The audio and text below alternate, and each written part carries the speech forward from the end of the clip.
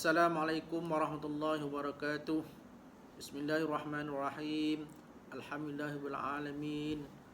Wassalatu wassalamu ala asyrafil anbiya'i wal mursalin wa ala alihi wa sahbihi ajma'in. Rabbi shrah li sadri wa yassir li amri wahlul 'uqdatam min lisani yafqahu qawli. Allahumma iftah alaina hikmataka wanshur alaina min qaza'ini rahmatika ya arhamar rahimin. Wala hawla wala quwwata illa billahil aliyyil azim. Alhamdulillah, bersyukur kepada Allah Ta'ala dapat lagi kita bersua pada kali ini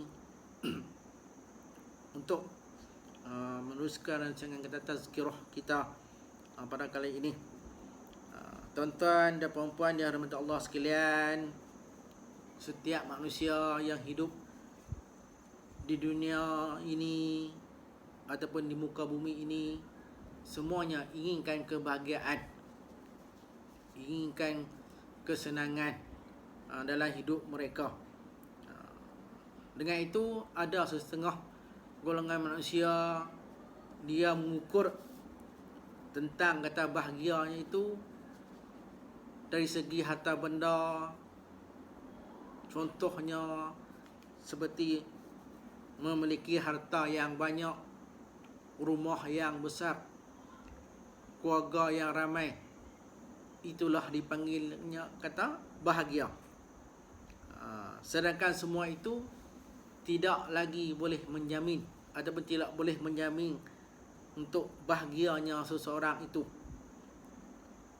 Sedangkan kita lihat berapa ramai orang yang mempunyai harta yang banyak, rumah yang besar, anak yang ramai, tetapi hidup mereka tidak bahagia.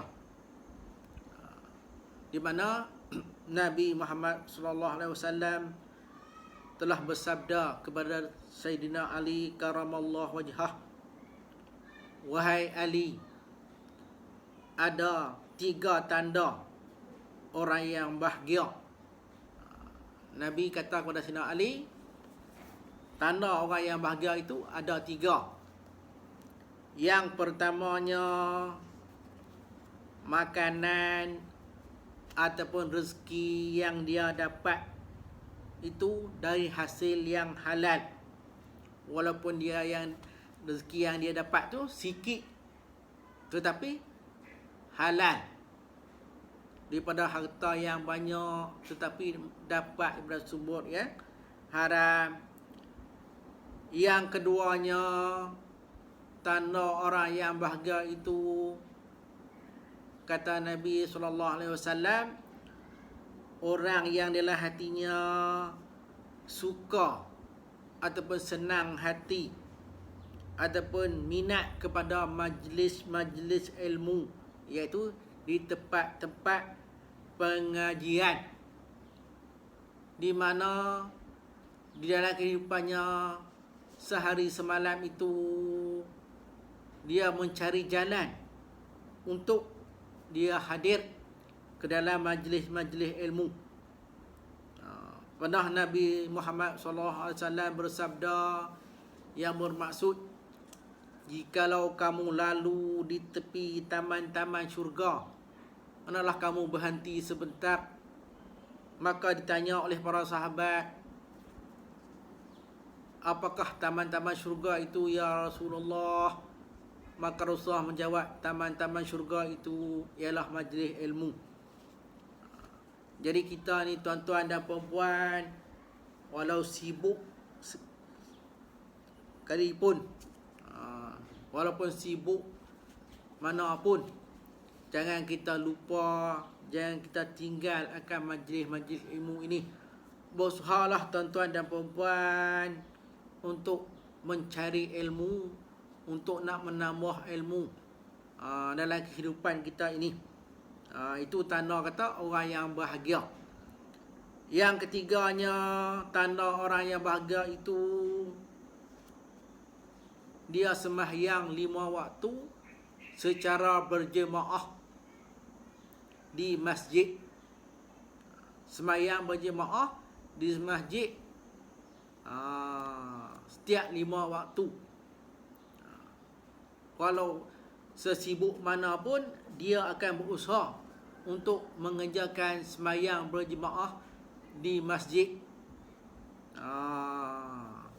Kalau tak boleh 5 waktu pun, dia akan berusaha untuk hadir 3 waktu ke 4 waktu ke untuk sembahyang berjemaah di masjid. Dalam sehari semalam tu dia tak sia-siakan masa dia. Itulah Nabi kata 3 tanda orang yang bahagia dalam hidupnya. Pertama, dia dapat rezeki yang halal. Walaupun rezeki tu sikit, tengok dia orang yang tak berapa senang mana, kerja lekeh, tapi hasil yang dia dapat tu daripada hasil yang halal. Yang keduanya, suka pada majlis-majlis ilmu. Dia tak kira di mana adanya majlis ilmu, adanya pengajian, dia akan pergi untuk menimba ilmu. Yang ketiganya, sembahyang berjemaah bersama imam di masjid. Itulah 3 tanda kata orang yang bahagia.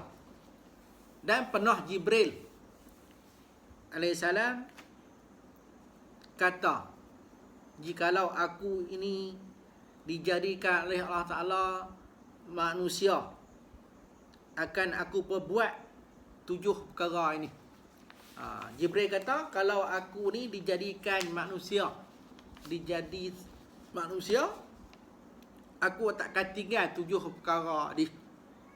Mana kata Jibril tahu 7 perkara ni perkara yang amat penting.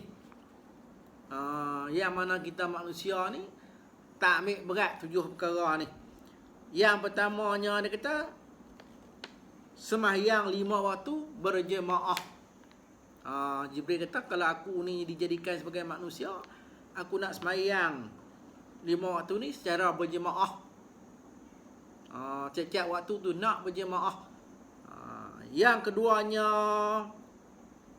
pergi ke majlis-majlis ilmu. Ada majlis ilmu, ada tazkirah maghrib ke, tazkirah subuh ke, tazkirah asar kan, dia akan pergi. Tu Jibril kata kalau dia ni manusia, dia takkan tinggal majlis ilmu ni. Yang ketiganya, menziarahi orang sakit. Jibril kata kalau aku ni dijadikan sebagai manusia, kalau ada orang sakit, aku akan ziarah. Inilah satu perkara yang diamalkan oleh Nabi junjungan kita Muhammad sallallahu alaihi wasallam. Jikalau beliau mendengar ada di kalangan para sahabat yang sakit, Nabi segera menziarahinya. Sebab pahala menziarahi orang sakit ni amat besar. Diminta ampun oleh para malaikat untuk orang yang ziarah ni di waktu pagi dan di waktu petang. 70,000 malaikat akan mendoakan bagi kita ni yang menziarahi orang sakit ni. Yang keempatnya, Jibril kata kalau aku ni jadi manusia, aku akan bina telaga ataupun sumber air untuk orang minum. Ini satu saham akhirat yang boleh kita buat, bina telaga. Kalau contohnya kita di Kedah ni, betapa besarnya pahala yang dapat kepada orang yang membina terusan Wan Mak Saman itu. Berapa puluh ataupun beberapa ratus kilometer yang mereka bina tu, yang boleh digunakan oleh orang ramai. Maka pahalanya tu dapat pada orang yang buat tu. Jibril kata kalau aku ni pun dijadikan sebagai manusia, aku akan buat benda ni. Aku akan bina telaga ataupun sumber air untuk orang ramai guna, untuk orang ramai minum, mandi manda dan sebagainya. Yang kelimanya, mengiringi jenazah ke kubur. Ni satu perkara yang digalakkan kepada kita ni. Bila ada kematian, kita mengiringi jenazah si mati ni ke kubur. Zaman sekarang ni benda-benda ni jarang dah. Tengok di segi keluarga tu pula lah. Kalau kata keluarga si mati ni orang yang banyak kawan, orang yang terkenal, maka banyaklah orang yang akan ziarah jenazahnya dan yang akan mengiringinya ke tanah perkuburan. Kalau orang yang biasa, orang yang tak ni, maka hanya warisnya sahajalah yang akan mengiringi jenazahnya ke tanah perkuburan. Yang keenamnya, mendamaikan dua orang yang bergaduh. Jibril kata, kalau aku ni jadi manusia, aku nak mendamaikan dua orang yang bergaduh. Ada dua orang yang bergaduh, aku nak damaikan, aku nak jadi orang tengah. Sebab tu dalam Islam diharuskan kita ni berbohong untuk nak mendamaikan orang yang bergaduh. Dua puak yang bergaduh ataupun dua orang yang bergaduh, kita jadi orang tengah untuk nak mendamaikan mereka. Yang ketujuhnya, memuliakan jiran dan anak yatim.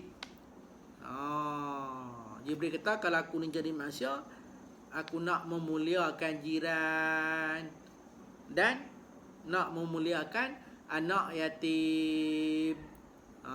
Jadi kita dengan jiran kita, sebab jiran ini bukan orang yang sebelah menjebelah dengan rumah kita. Jiran ini 40 ke hadapan, 40 ke belakang, 40 ke kanan, 40 ke kiri, tu semuanya itu dipanggil kata jiran. Mana kata satu kampung tu semua jiran. Mana kata kita kena buat baik dengan semua orang. Itulah 7 perkara kata yang Sayyidina yang Jibril alaihissalam kata, kalau aku ni dijadikan sebagai manusia, aku akan buat 7 perkara ni. Dan untuk nak mendapat kata keberkatan, ketenangan dalam kehidupan kita ni, Nabi saran kepada kita ni 4 perkara. Yang pertama, Nabi kata, afsyus salam, sebarkanlah salam. Mana kata kita ni rajin beri salam, buat baik kepada semua orang, tak kira siapa, tua ke, muda ke, kaya ke, miskin ke, semua kita buat baik. Kita tolong mereka. Lebih-lebih lagi di masa ini ada banyak orang yang berada dalam kesusahan, yang di mana diberhentikan kerja, tak boleh bekerja kerana kata pasal PKP ini. Jadi kita tengok-tengok, tinjau-tinjau lah apa-apa perkara yang boleh kita tolong mereka, kita bantulah mereka. Itu perkara yang menyebabkan hati kita ni tenang dalam kata hidup kita. Yang keduanya, wa at'imut ta'am, kita ni rajin jamu makan, rajin buat kenduri, rajin belanja orang. Jadi kalau kita makan di kedai makan itu, ada beberapa orang di kedai itu, kita sekali-sekala kita belanjalah mereka dengan duit kita tu. Tu yang perkara yang disarankan oleh Nabi sallallahu alaihi wasallam. Sebab apa? Nabi sarankan suruh kita ni rajin jamu makan, rajin sedekah, rajin buat kenduri, rajin tolong orang ni. Sebab perkara ni pernah berlaku, pernah terjadi kepada cucu Sayyidina Ali karamallahu wajhah, iaitu Ali bin Husain bin Ali. Cucu kepada Sayyidina Ali ni anak Sayyidina Husain. Beliau ni merupakan seorang hartawan yang mempunyai harta banyak, mempunyai kilang, gudang yang besar. Tetapi apabila beliau meninggal dunia, dimandikan jenazahnya, dilihat di badannya, di atas belakangnya tu ada kesan-kesan lebam. Maka orang pun terpinga-pinga, kehairanan, kenapakah Ali ini ada di badan kesan leban, sedangkan beliau seorang hartawan, seorang yang kaya. Maka dilakukanlah penyiasatan apakah yang dibuat oleh beliau semasa hidup beliau. Rupa-rupanya Ali ini di ketika hidupnya, di waktu malamnya, dia memikul di atas belakangnya itu gandum ataupun makanan untuk diagih-agih kepada fakir miskin, diletaknya di depan pintu rumah mereka. Sebab tu bila dia mati, dilihat di belakangnya tu, di bahunya itu ada kesan-kesan lebam, menunjukkan kata dia ni kerja teruk, kerja kuat. Rupanya walaupun dia seorang hartawan, tapi dia seorang yang rajin bersedekah, rajin kata tolong orang. Dan perkara yang ketiga yang Nabi sarankan, wasilul arham. Nabi kita hubungkanlah silaturahim. Nabi suruh kita ni hubungkan silaturahim, jangan putuskan silaturahim. Sebab ada hadis Nabi yang berbunyi, la yadkhulul jannah al-qati', tidak akan masuk syurga orang yang memutuskan silaturahim. Jadi kita ni dengan adik-beradik, apa semua, dengan sahabat handai, jangan kita ni putuskan silaturahim. Kalau ada sikit perkara yang kata ni, adalah kita damaikan. Sebab tak akan masuk syurga orang yang memutuskan silaturahim ini, walaupun dia tu seorang yang banyak amal ibadat, rajin sembahyang, rajin puasa, yang wajib puasa sunat, tetapi silaturahim tidak dijaga. Yang keempatnya, sembahyang malam ketika orang lain sedang lena, iaitu tahajud. Ini digalakkan kepada kita ni, bangun 1/3 malam tu sembahyang tahajud dengan sembahyang sunat. Itu perkara ini telah dilakukan oleh Nabi SAW. Nabi walaupun seorang yang maksum, dia seorang yang maksum, diampun dosanya yang lalu dan yang akan datang, dijamin syurga, tapi Nabi tidak pernah tinggal akan solat tahajud. Malah ia akan memanggil akan ahli keluarganya untuk bertahajud. Jadi kita semua ni pun digalakkanlah kepada kita ni, kalau tak boleh tiap-tiap malam pun, seminggu sekali ke, bangun untuk kata bertahajud ni. Bangun bertahajud.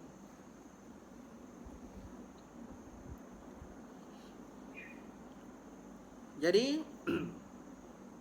setakat inilah dulu tazkirah saya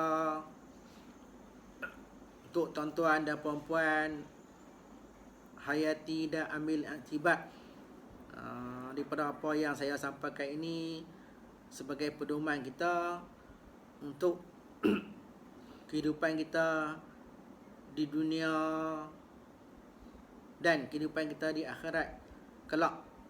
Seperti mana yang kita selalu berdoa, kita mohon kepada Allah SWT, Rabbana atina fid dunya hasanah wa fil akhirati hasanah wa qina azabannar. Ya Allah, ya Tuhanku, kurniakanlah kepada aku ni kebaikan di dunia dan kebaikan di akhirat, dan jauhlah kami ini daripada azab api neraka. Jadi kita minta kepada Allah Taala, dia berkati hidup kita ini di dunia ini, dan juga diberkati hidup kita di akhirat kelak. Sekian, wabillahi taufiq wal hidayah. Wassalamualaikum warahmatullahi wabarakatuh.